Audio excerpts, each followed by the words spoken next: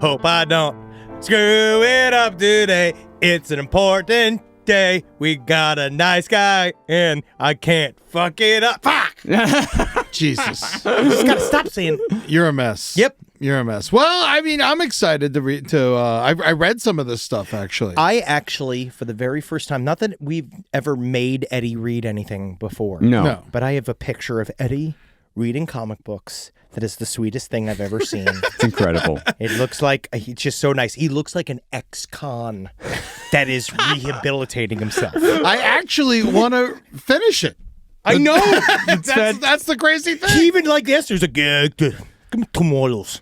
I got tomatoes books. Welcome to the last podcast on the left, ladies and gentlemen. My name is Marcus Parks. I'm here with Dangerous Minds, Henry Zabrowski. I'm going to teach you something. Educating the people. And we have also the man. We're going to send a picture of you reading comic books to your old football buddies. It's Ed Larson. Go ahead. They hate me anyway. I quit for weed. I think that's the smartest thing you ever did. Oh, man. But yeah, no, it was a lot of great. Lock and Key's awesome. I can't wait to see how it ends. Yeah. How many books is this thing? 6 entirely? 6 graphic novels, I think right? 5 or 6. It depends on what collection you get. But before we get into that, do you think I'll get the gist of it in 3? Yeah.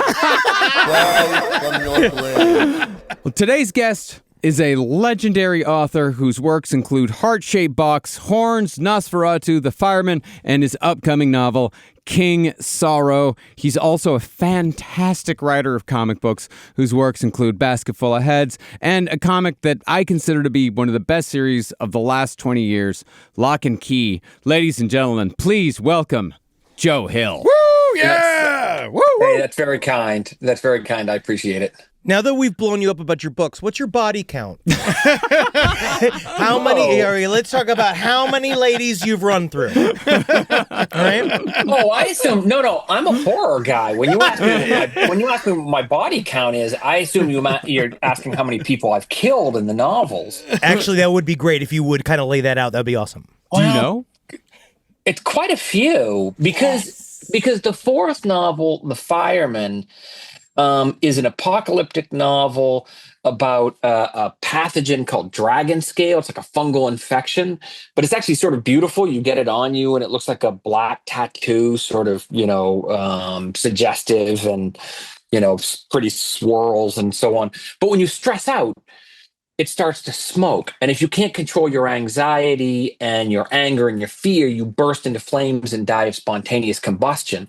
And so this is all over the world, and the whole cities are going up in smoke and half the country is on fire. I got to think I killed probably 2/3 of the world's population in that one. That's huge. That's great. Billions. Yeah. Congratulations. Yeah. That's amazing. Still though, not a touch on my dad. That's different. Not to get into the elephant in the room, but my dad's a pretty. He's also a horror writer. Yeah, a little bit. Yeah. Larry King, great interviewer. He's done a few books. He's done a few books and shows tremendous promise. And I feel like if he keeps at it, who knows? Sky's the limit. I actually view your father as a musician first. Wow, You'd be the only person that I've ever met who considers him a musician first. You should have said you consider him a tennis player first. When you write your books, I heard you talk about another fantasy series that you were working on. Like you had an idea that you were kind of like an old interview of yours that you were saying that you had a process. Do you just start with a full idea or people? Is it a hook or is it It's always the hook. It's always the hook. You always start with, you always start with something that makes you laugh or you think, oh, that's weird. I never thought about it that way. I mean, I remember when I was probably 30 or 31 and I was thinking about that phrase pop art. And I was thinking, what if you did pop art? And so I wrote a story about a juvenile delinquent who becomes friends with a kid named Arthur Roth, who's made of plastic and filled with air, and he weighs 6 ounces, and if he sat in a sharpened pencil, it would kill him. And that was like some people. I wrote that. I mean, now we're talking over 20 years ago, and I still kind of wonder if maybe I peaked early. Maybe that was the best one. But it was sort of like what was that film Ryan Gosling did where his date was an inflatable sex doll? My it was like My Life with Doll or something like that. It was like that, but about 80% less pervy. Which is my failing, but I was a young writer and I didn't know, I still had a lot to learn. So I mean, if that short story was too timid, it's on me. Yeah. I find it really interesting that you said that the first thing you mentioned as a horror writer is the something that makes you laugh. And is that like because we know that horror and comedy are intertwined. Yeah. Kissing cousins. Yeah, very kissing cousins. Is that something that you kind of keep in mind? Well, the thing is both comedy and horror are trying to get past the part of the brain that thinks and into the reptile brain, where you just react. So if you're watching The Three Stooges and Moe picks up a mallet and bashes Larry over the head, you laugh.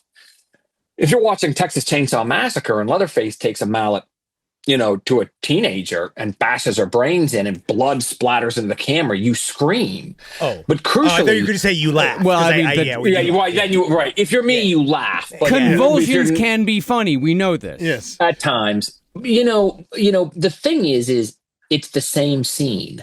Yeah. It's fundamentally the same scene. And your response to it is a nonverbal vocalization. It's that shout of laughter or that shout of horror. And certainly as a writer, that's what I'm always going for. And if I can't get one, I'll get the other. And there's a lot of, in the books and the stories and stuff, there's a lot of swerving between shit that I thought was funny, and stuff that I'm hoping will horrify you. And, I notice that in your work all the time. I think that that's one of the coolest parts of your work is the moments of levity mixed with true horror, and it swings back and forth. I love that you don't really know what's ever going to happen. You're so good at that, dude. You're so good at taking the audience down an individual path. I wonder now, though, do you think that the audience has so much information that it's almost hard to scare them originally? Well, it's almost kind of like an arms race, because the audience has seen a lot and they've seen a lot of the same movies you've seen. They've read a lot of the same books. And so the question is always, how am I going to fuck with them this time? What am I going to do this time that they've never seen before? Actually, so I wrote a short story years and years ago called The Cape. And it's about this burnout. He's in his late 20s. He just lost his girlfriend. He just lost his job. He's got his court case coming up. It's all really bad. And he's gone back to live in his mother's basement. And he's down there. It's really cold one night. And he's fumbling around for a blanket. And he finds the cape he used to wear as a child when he was pretending to be a superhero. Only it really makes him fly. And it sounds heartwarming and sort of, uplifting, no pun intended. But actually not everyone should have superpowers. That's really the point of the story. Yeah. And this guy goes on to misuse his power. We already knew he was not a good guy, and it gets worse. And it was adapted into a pretty well-liked comic book by a buddy of mine named Jason Chiramella. And that first issue just straight adapted the short story, and it got nominated for an Eisner Award, which is like the industry's Oscar. But then people wanted more. And so Jason began to build it out into a continuing story. And in the third issue, Eric, who is our anti-hero, the cops have started to get on to him because he's killed some people, and they're hanging out in front of his house, and he decides he's got to deal with them. So he flies to a nearby zoo with a log chain, and because the cape sort of gives him superpowers, so he uses the log chain to pick up a bear, and he flies over the car and he drops the bear into their convertible. And then he lands and he's walking down the street and he's talking on his cell phone, and behind him you can see the car shaking back and forth, and like the guy screaming and bullets going off and bear claws swiping. And like when that issue came out, the online response just exploded. And ever since then, Jason and I and some other guys who worked on the comic have always had a shorthand, which is that every once in a while you have to drop the bear. You have to, that's what people are paying for. They're paying for the moment you're going to drop the bear and they're going to see some crazy shit they've never seen before. And it's going to, and that's what they're going to talk about later. If you can do that, that's like 85% of the job. And then, I don't know, maybe the other 15% is trying to touch the human heart. But really, who really cares? I mean, the bear comes first. And we agree. Absolutely. Well, I mean, in the realm of comics, like your career went from short stories to a novel and then straight into Lock and Key. It's like boom, boom, boom. You almost got it. I was actually it was short stories, and then I got into comic books first. So I was a failed novelist and a working comic book writer before I ever sold a novel length story. I wrote 3 novels that I couldn't sell to save my life. And then I spent 3 years writing a 4th book, this massive epic fantasy that became an enormous international bestseller in my imagination. But in real life, it was turned down by every editor in New York City. It was turned down by every editor in London. And then for like a final humiliating kick in the crotch, it was turned down by every publisher in Canada, which is like, no matter how low you've dropped, there's always further to fall. You got to go to France. Right. Actually, it's a joke, but I'm pretty sure that James Cain, the great noir writer of The Postman Always Rings Twice and stuff like that, or maybe it was Jim Thompson, one of those noir guys actually couldn't get published in America anymore, but the French loved that. It was really nihilistic and dark and sexy and, terrible. And they loved that. So he was getting published anyway, but I had written some short stories. A few of them have gotten in best of collections or won prizes. And on the basis of that, I won the chance to write a comic book for Marvel about Spider-Man. And that was my big break, was an 11-page Spider-Man story called Fanboys, which was about 3 pretty sordid and disreputable comedians who have a podcast. You'd relate. And they get their kicks pretending to be superheroes without powers and screwing themselves up. Actually, it was kind of a riff on Jackass. And so that was what my comic was about, and Spider-Man is only sort of tangentially in it. But that was it. And so I had sold Lock and Key, although the issues hadn't come out. I sold Lock and Key to IDW before Heart-Shaped Box, my first novel, came out. And I sold it to IDW by telling them the whole thing was going to be 6 issues long. Good job. And they believed me. And I was only off by about 30 issues in 7 years. And but I didn't really know anything. I was kind of clueless. And so I guess I had this idea I could fit all this story into 6 issues. And I remember thinking by midway through issue 3, I was thinking, whoa, I'm fucked. I'm going to get like 8% of this into the first 6 issues. What am I going to do? And I was ready to grovel to get 6 more issues if the series was a flop. Because I thought, all right, I got a lousy ending, but I can wrap it up in 12 issues if I have to.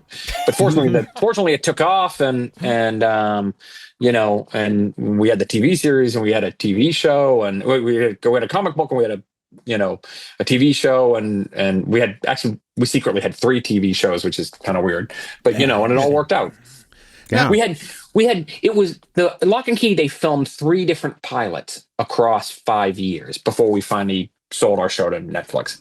Wow. Show business is a wonderful, reasonable place. Yeah, totally. It all makes sense. It all makes sense. Actually, the second pilot, the thing which still amazes me is the second pilot didn't get on TV, and it was amazing. Just no one's ever made any, just incredible. It was directed by Andy Muschietti right after he directed It Chapter 1. And it was just unrelentingly frightening and full of heart and stuff. And we did it for Hulu, and everyone loved it. And then Hulu decided not to make it. And Carlton Cuse, who was the producer, said to, production guy at Hulu, well, what kind of shows do you want to make? And the production guy didn't he didn't understand why they weren't going forward either. He said, I'd make this all over again. What was happening was one of these giant corporate things where Disney was buying Hulu, and so they didn't kind of know how to make anything because Disney was kind of like, we don't know Do we what we're own going to you? do with you. Yeah, keep it essentially. solid. we haven't decided right. Exactly. So we got lost in the corporate shuffle. Wow. Now, you talk about your first 3 books that you written, 4, with including a long fantasy one That I that couldn't never sell, yeah. that never got released. Is this a well that you reach back into, or are you just like, fuck it, I hate this now? So the new book is called King Sorrow, right? And it's a doorstop. It's my first book in almost 10 years, And That's a thick ass book. I can't wait. I can't wait. Well, if you drop it on your foot, I can't be responsible for broken bones. I hope you have health care. I got married again in 2018, and I knew I was gonna dedicate the book to my wife, and I wanted to impress her. And the trouble a guy can get into when he wants to impress his best girl. And so I it got bigger and bigger. I thought it would just be like essentially the first 200 pages. And then I just thought, well, and what if this happens? And then what if this happens? And so I wound up writing almost like 4 books of material as one single novel. And it's got, it's got a dragon fighting F-16s. It's got, an Indiana Jones style plunge into a troll's trap-filled cave. We can't wait. It's got a drunken brawl on roller skates. I mean, I packed just about everything I could think of into it. And also because it is 900 pages long, in a short story, you can be sort of introspective and people don't, because it's only, it's like 7,000, 8,000 words. Yeah. You give people 900 pages, you got to mash the pedal to the floor right away and keep it there because, the worst thing you can do to a reader is make it a really slow burn and they get 150 pages in and they lose hope because they just think, oh man, there's like 750 pages left to go. I don't think I can do it. So what you want them to do is you want the pages to fly so quickly they're hardly aware of how fast they're moving through the book. All this, but I haven't forgotten your question. So I said all this because the part 1 of the book is called The Briars. And The Briars was the 3rd unpublished novel. And I the setting is a house, a manor, sort of big estate called the Briars, that's walled off from the rest of its Maine community that's on the ocean. And so I thought, when I was working on the book, I thought, I'm just going to stick the location from the Briars into King Sorrow. Why not use it? I always liked it. Other stuff from other failed novels found its way into King Sorrow. So I wrote a book in between Heart-Shaped Box and Horns. I wrote a disastrous novel called The Surrealist Glass, but it had one really cool idea in it, which was the glass itself. And the glass is in King Sorrow. So I finally found a story for it. Nice. So I kind of feel like no work is wasted. I mean, how many podcasts have you guys done at this point? Thousands. Thousands, yeah. Thousands. And let's face it, most of them sucked, right? But it didn't matter. This is our best show yet. Yeah. This is the number 1 that we've done. Yeah. Eventually, it would all come to fruition in this conversation with me, and so it wasn't wasted. It wasn't wasted time. It probably felt meaningless. Yes. No. Yeah, I know. Of course. I just love the Pointless process. you guys were probably stewing in existential despair for most of the time. That's true. That is actually true. But now staring into the dishwasher now is we're all the- together, and your lives have meaning. Thank you, Mr. Hill. Thank you, Mr. Hill. Anytime, I'm glad to. I'm glad I could. Well, I use the word disastrous when We were talking describing about your that novel. podcast. Yeah, no. Hey! Oh no! That's enough. Well, with novels, like with something like a novel, like with us, things are somewhat disposable. We come in and out. We do this every single week. We do this a couple times a week. But with like a novel, it takes so much time, so much effort. At what point do you realize that a novel is disastrous? Well, I haven't been in that situation in a while exactly. It's been a while since I wrote a real smoking turd, you know. When was your last big piece of shit? Um,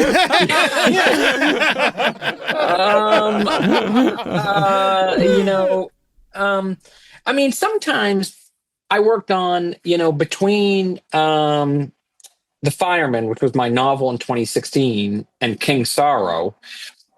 I did fool around with a novel called Up the Chimney Down, that was sort of like a romantic. It was kind of like a rom-com almost, but sort of like one of the.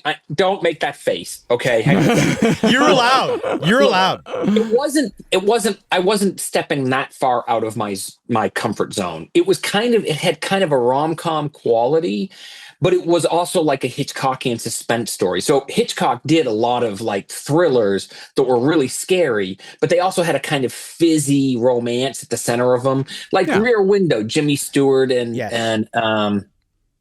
Grace Kelly. I think. Yes, I can't remember now. It was. I think it was. And like or, Vertigo and so on and so forth. Yeah. yeah, there's usually a kind of sparkle of romance in those stories, but then they can also be incredibly chilling. And so I thought I would do something like that. And in the course of working on it, I discovered I'm not Hitchcock. It didn't. Technically, it was polished. I felt like it all sort of worked on a technical level, but it just didn't really feel like me. You know. Do you think about genre like before you start writing? Like, because they say in movies, they say directors, they always kind of think about the idea that they need to know their genre, whatever the audience thinks. They need to know what the genre is. Well, like, do you think of like that or no? Well, when I was a kid, I used to read Fangoria magazine. I don't know if you guys know Fango, you know. Yes, So, we've love been it. in Fangoria. Okay, all right, Yeah. okay, all right. So I'm preaching to the faithful. It was like, when I was like 13, I had friends who were jocks who never missed an issue of Sports Illustrated, and I had pals who were rockers who always read Rolling Stone cover to cover. But like for me, Fango was my life magazine. Like I read it obsessively. And do you remember that Fango used to have centerfolds like Playboy, but instead of like some girl in soft focus just wearing her bobby socks, like Fango would have like some guy getting a hatchet to the head and his eyeball flying out. Yeah. I loved those centerfolds, and I used to stick them up on my wall. And in an interesting sort of related note, I held on to my virginity for a really surprisingly long period of time. Get a hotel room. Hard to believe, but, I used to read Fango. The thing that used to really piss me off was you'd have some director say, "I don't really think of myself as a horror director. I'm really, making films about the human condition." I'd be thinking, it's Sleepaway Camp Massacre 5. You're not fucking Fellini, dude. Come to grips with your reality. Yeah. As far as my own take on genre, for me, the odd numbered books are straight down the middle horror novels. Yes. So Heart-Shaped Box, Nosferatu, and King Sorrow are meat and potatoes horror novels. I love that kind of thing. I just, John Carpenter's The Thing, John Carpenter's The Fog, Nightmare on Elm Street. My favorite film is Jaws. I grew up a Stephen King fan, like so many children of the 80s. My favorite TV show was The X-Files. There's really no hiding the things that I care about. And so I do love to write straight horror. But I also like to play. I like to goof off a little bit. And so the even numbered novels are sort of like horror adjacent. Or like one step to the left or right into a kind of different genre. So Horns, the second novel, was a horror, but it was also kind of a satire and also kind of a romance.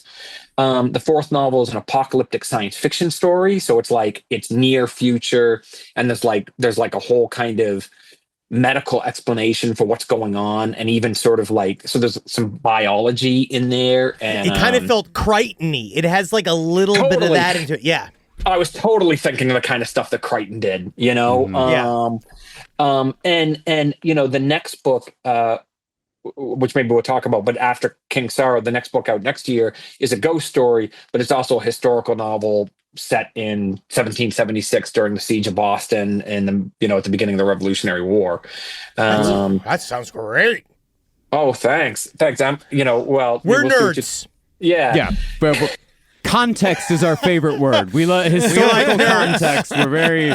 We love historical context. So I had an idea for a story set in the Revolutionary War, supernatural horror story, and I had this idea 7 years ago, and that's when I started researching it. And for the book, I've also hired a research assistant who's like studying for his PhD in American history, and so it's like I'm a big boy writer now. Like I have like my own research assistant and stuff, and so I've taken the history pretty seriously. I was saying the odd numbered novels, the straight horror novels, the even numbered novels are kind of playing a little bit with genre and actually in some ways Hunger is my most horror novel. The last 120 pages play like Texas Chainsaw Massacre in a tricorn hat. It's really like a slasher movie. It's really brutal, and I've never really written anything that went there, so that's fun. 2026. It's not too early to begin bugging your bookseller to make sure they stock up on it, kids. No, you need to start going every time you're in an Uber. Just pre-order it. Take their phone. Pre-order it. Just grab them from the guy and just do that. That's the way to do it. Yeah. Then give him his phone back. Perfect timing for the 250th anniversary of our country. It is. So I started researching it 7 years ago. I want to say I started writing it 3 years ago. There was some urgency to finish because I'm not totally, closed off to the marketing side of things. Sure. And I thought, if you're going to sell a book that has a musket on the cover, it would be nice to have it at the 250th anniversary of the Declaration of Independence. And at one time we were aiming for July, but I actually think the book, is going to be in October 2026 because people like to buy scary stories around Halloween. They do. Do you have any interest in creating a video game or writing a video game? So I've been asked a couple times. I bet. I timidly avoided it because I thought this could turn out to be a huge time suck, and video games take a lot longer to make than novels, and sometimes they don't. And sometimes they don't even get released. Yeah. And I thought I'm very conscious. With every passing year, I get more and more conscious of my limitations, how short my day is, how little I can do in a week, and how much less runway I have ahead of me to do the projects I want to do. And so, if you want to know why I've never worked on a video game, fear, an awareness of my own mortality is what's kept me out of, and I mostly stopped playing them about the last game I really fell into hard was Beatles Rock Band. I absolutely killed, I was very good at Maxwell Silverhammer. I just did the bing, bing, bing.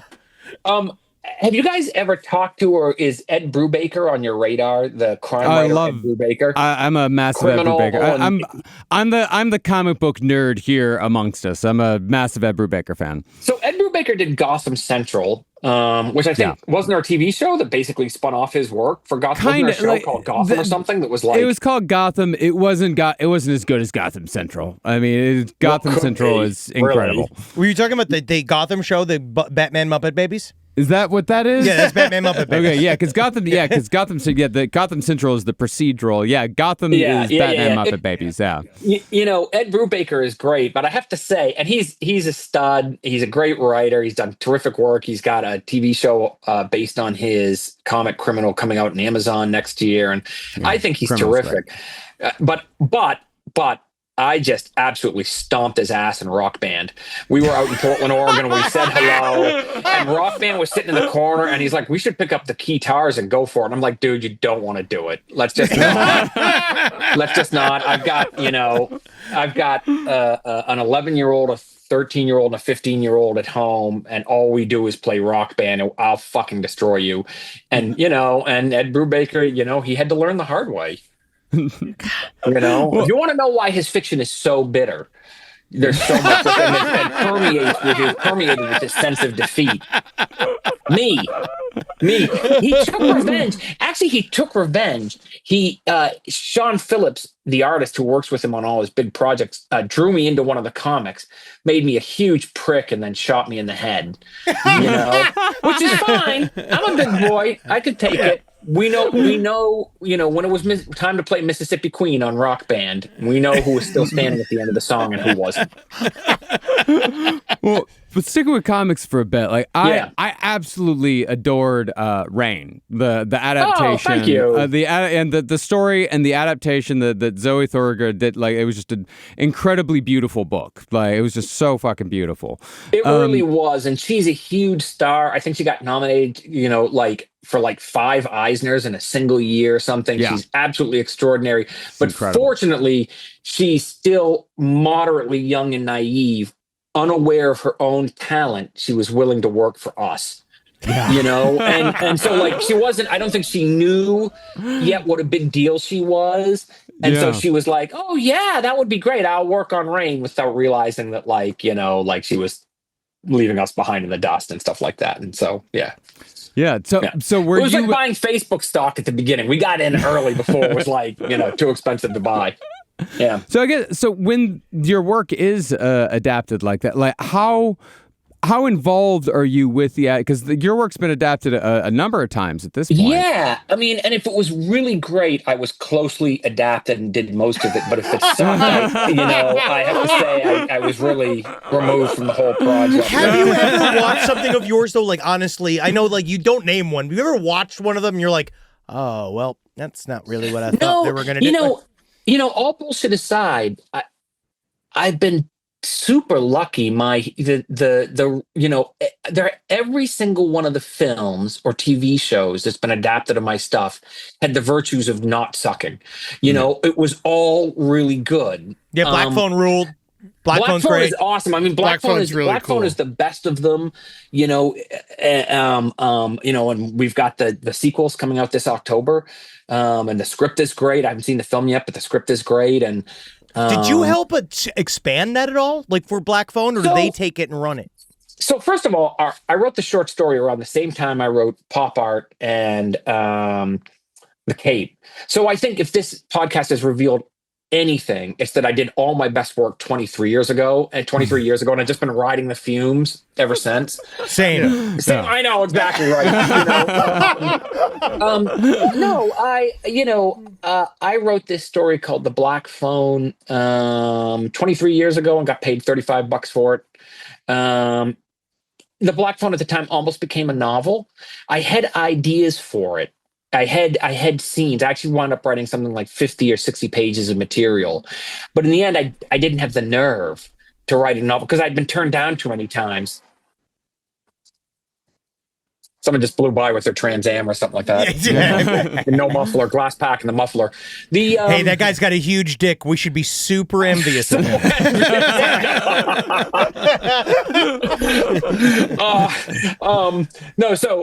So anyway, I had 60 pages of material, but I lacked nerve. And, because I had so many books turned down, I just thought this one will just get turned down too. But if I can keep it 30 pages long, I know a magazine where they'll buy it, and so, Scott Derrickson and C. Robert Cargill, who were the co-writers of the film, and Scott directed it, amazing director. He did Doctor Strange and Sinister, which has been scientifically proven to be the scariest film ever made. I love the home movies of Sinisters. That's my favorite. It's all yeah, the snuff films are amazing. And I mean, if you folks listening at home, if you doubt me, Google it. Google and find out what is the scientifically proven scariest film ever made. It's Sinister. They recheck every year, and every year it's Sinister. Just so you know, we're gonna clip out where you said the snuff films are amazing.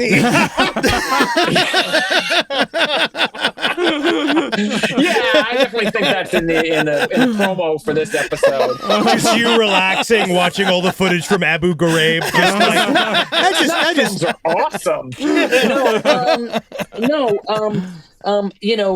So they made this great picture and they expanded on the material in a really interesting. Everything in the short story is in the film, but that's only 1/3 of the film. And so the film also, 1/3 of the film is, an autobiographical reflection on Scott Derrickson's own life, growing up in dirty North Denver in the 1970s.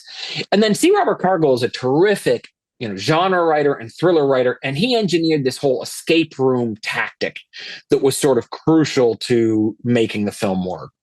So everyone added something that was, that's what you hope for, is that everyone will click and there'll be this collaborative success.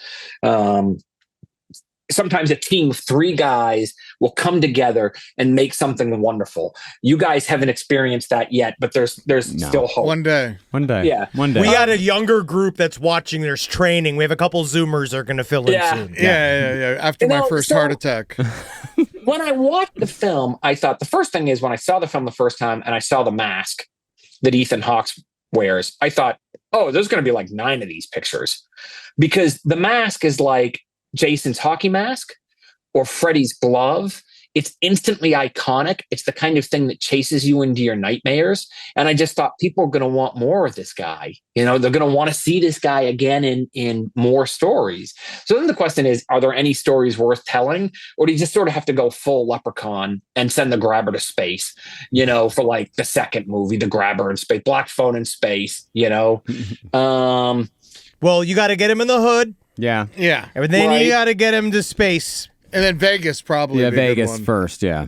So when I watched the first film, the other thing is there was this one little scene, and I thought, oh, there's a trap door in that scene into the whole second movie.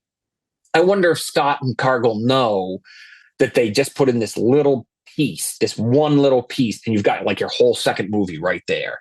And so I worked up a pitch for him, and I said, I think this is what the second movie should be about. Because Scott and Cargill weren't sure they wanted to do another one. They were really happy with the first one.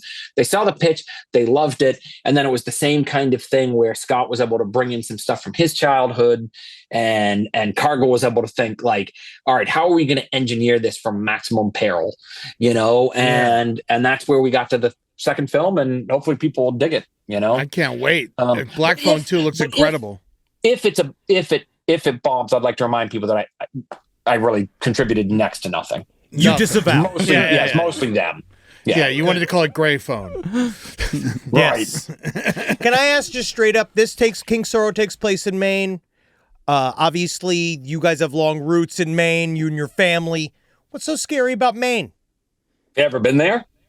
No. Yeah, we have. Well, wait, one time. We were in and out. We did a show in Portland once. We were in and out. My hotel room was frighteningly cold. Maine. What's so frightening about Maine?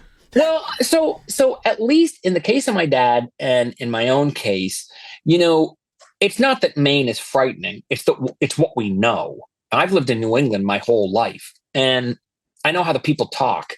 I know what it's like to work there. I know what the winters are like, I know what it's like to raise children there.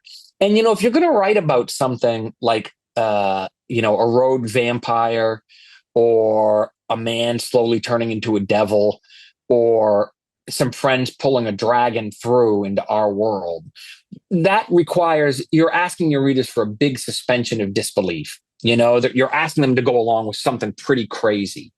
So what you do is, what I do by anchoring it in New England is, I convince you the world is real with concrete details about the place and the people. And if you believe me about the place and the people, you might also believe me about the dragon. So it's sort of like, it's almost like evidence in a case. Every book is like you're arguing a case in front of the jury. And so you begin by giving them unquestionable evidence. But then you bring in the rest of the story, which, might be less evidence-based. I don't know. Maybe that's not such a good analogy. No, it's fine. It's how the Diddy trial went down. So yeah, it makes sense. So it makes sense. Wow, that is actually a great piece of advice. So I think it's an amazing piece of advice. Yeah, because I just came back from James Gunn's Superman, and the first thing in my head is that idea of James Gunn understands that this is a world filled with superheroes, and that's not crazy. That it's just a point blank. That is the beginning of the world, and that there's something about the gravitas of it, or like literally just being like a matter of fact. These are the details of this world, and you buy it, and then you're into it. I'm pretty stoked to see Superman myself, but I don't get out of the movies all that much. You're an indoor cat. Well, pretty much. I mean, The movies are indoors. I had kids when I was a kid myself, so I got 3 somethings. But I remarried in 2018. I have 3 sons, and then when I remarried in 2018, I said to my wife, not too old yet. I could do one more kid. I want us to have everything we could have in a family. I don't want to feel like, and not, it's all on the table. So I could have one more kid and maybe I'll have a girl and find out what that's like.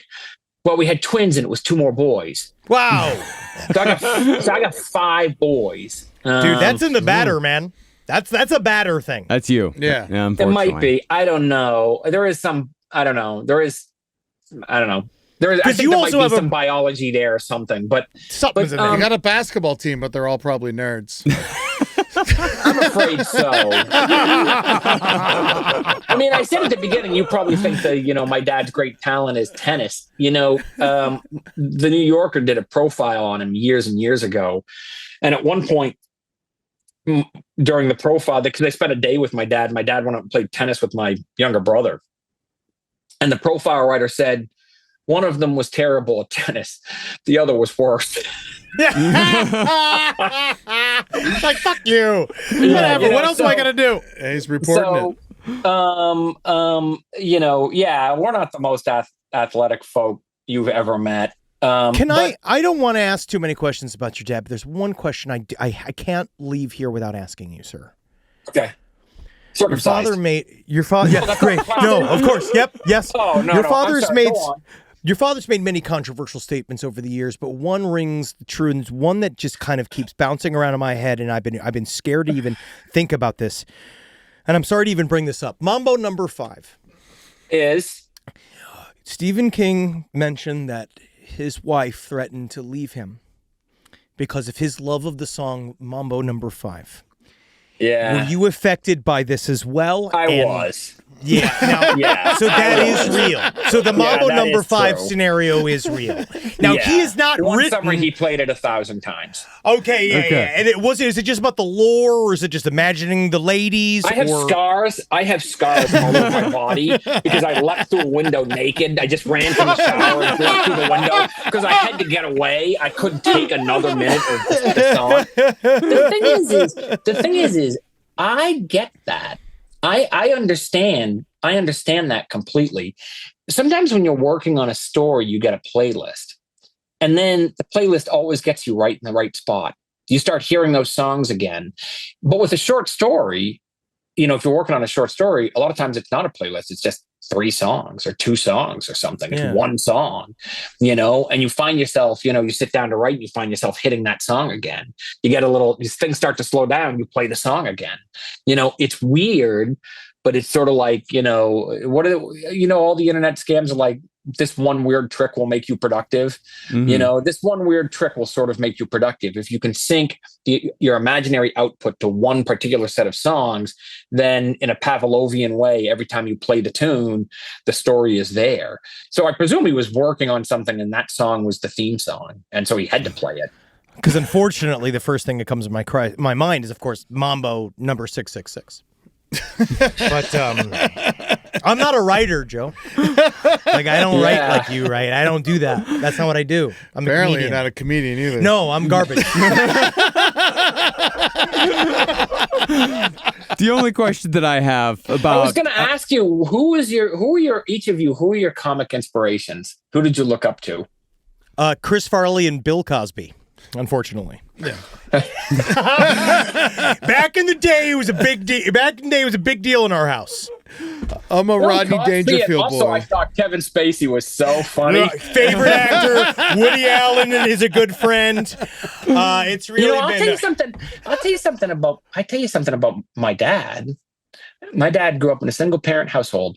He was raised by his mom. His dad went out to get the milk, never came back when my dad was 2 years old, And after all the stuff came up with Cosby and Cosby went to jail, and I asked my dad how he felt about it. And he said, I feel fucking rotten. I love the Cosby Show. I watched it to learn how to be a dad. I thought I didn't know how to do it. I had no idea. And so I trusted that man to teach me all the skills that I never got when I was growing up. And he's like, I don't know if I'll ever sort out my feelings about it. And I was kind of, stunned by that. I kind of felt I know, right? I just felt so bad. No, my parents used to watch Bill Cosby himself when they were pregnant, when my mom was pregnant with me. It was the only thing, and it was like, and then when I got out, when I emerged, they did, it was just the same thing. As a child, they would put it on. As a toddler, they'd put it on. I'd laugh at just the sounds of it. So it's like, and then I started in elementary school. Seeing your mom in the delivery ward, and the Cosby Show is like, right there. When I was unemployed, hitting.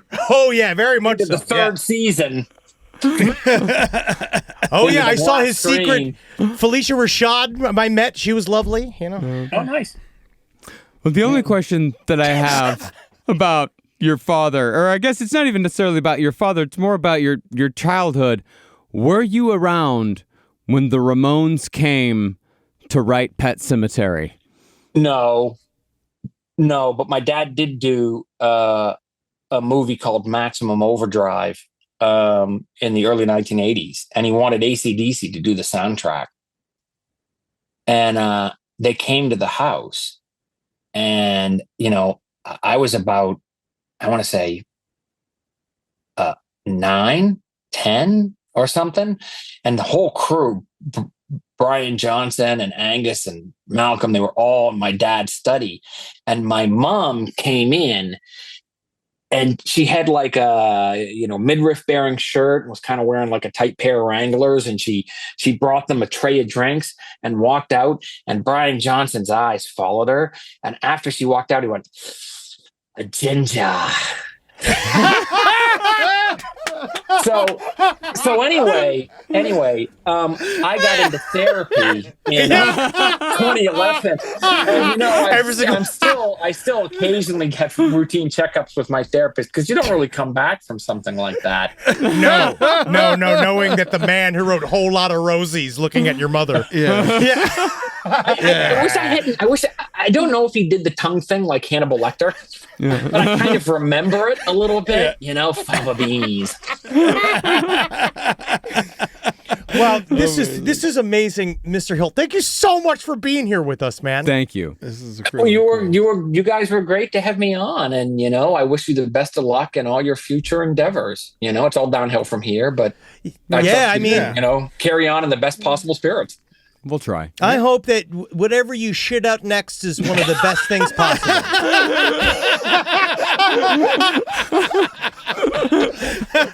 Guys, rock on. Thanks a lot. Have fun. Thank you so much, man. Thank you. It was a good time. Thank you, guys. Thank you so much. Rise from your grave. That was great. That was so much fun. Man, it's just nice to meet guys that you really look up to. Like, I hope the audience can kind of even understand, like, he dropped some great tips. Incredible tips. Yeah. He really was like, that's somebody, especially like, because him and his dad are workhorse artists. Yeah. And they show up every day and they view it like a craft, and they have an exact brain about what they want to do. They're so inspiring. Funny thing is, we have not said once who his father. It's Stephen King. Yeah, Stephen King. We didn't say once who his father was. I didn't want to do the thing. No, I didn't want to do a thing, but I'm going to guess if there's any listeners out there the whole time that've been wondering, like, who's the father, it's Stephen King. I wouldn't have known unless we told someone, so thank you. We should have. The one question I forgot to ask is who's hairier. Oh, that's right. Yeah. What are you going to do? Well, he gave us his email address. We'll send him an email. Yeah, send him an email, Rob. Yeah. Thank you so much. Well, that was a lot of fun, man. But now I got to say, I'm over the hill.